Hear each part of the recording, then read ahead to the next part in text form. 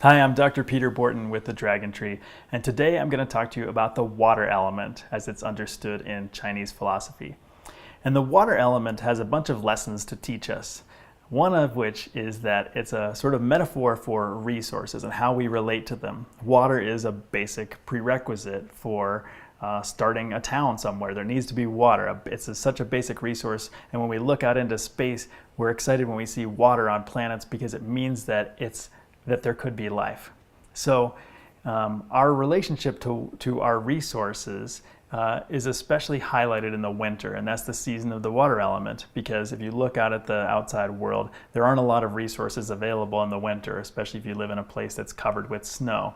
So it makes you really tune into the resources that are available to you, what you have in your cupboards.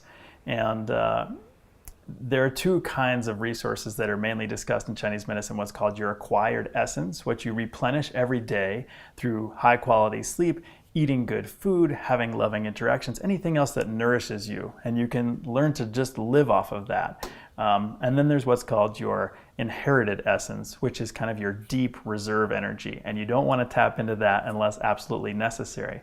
But in this day and age, a lot of us kind of use up our daily allotment of acquired energy, and then we hit our wall and we push through and we tap into our reserve energy, and eventually we become exhausted from that kind of a lifestyle. But you can learn to feel when you're using that reserve energy. It doesn't feel like good, high quality grounded energy, and you can stop yourself before you get there. And you can also learn how to do your life investing less of your own personal energy in whatever it is you're doing, so that you get things done without dumping your energy into it to the same degree.